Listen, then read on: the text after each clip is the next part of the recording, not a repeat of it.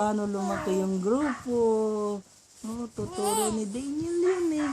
Hindi niya sisikreto yun eh. Tuturo niya lahat yun eh. Tuturo mo lahat yan ha? Pati doon sa downline ni Mama. Tuturo mo ba yun? Tuturo mo yung mga pasaway na downline ni Mama. Tuturuan mo. Ay, pagagalitan mo ba sila? Kasi mali ginagawa, bad ginagawa. Gagalit si Daniel sa kanila. Turo mo ng maganda. Para gumanda yung network nila eh, ano. Oh, naku, galit na. Buntong hininga na eh. Sabi ko, nananahimik lang ako eh, pero pag ako nagalit sa inyo, sige kayo, lagot kayo sa akin, sabi ng baby Daniel eh. Mga pasaway na downline ni Mama, pagagalitan ko kayo.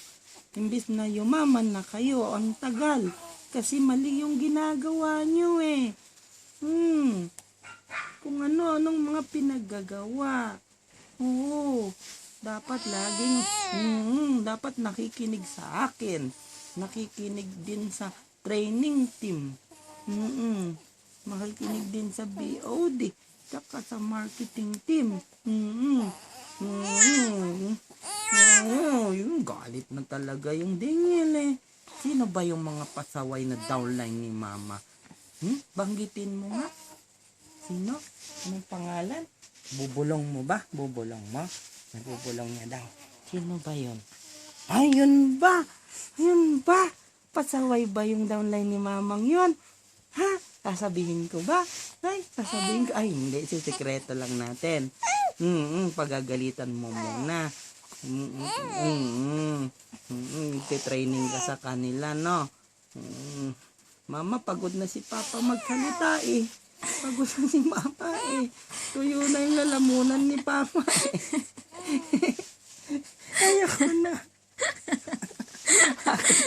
Pagod na ako eh. Bye! Babay ka na nga. Babay, sabihin mo na lang sa susunod ulit. Pag ready na kayo. Bye-bye! Magpapatawag ako ng training sa inyong lahat. Mga Infinity Hawks. Lahat ng Hawks.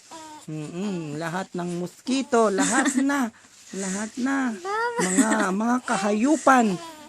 Nagsi-attend kayo. Tuturuan ko kayo ng tamang pag-network. Bye! Bye-bye.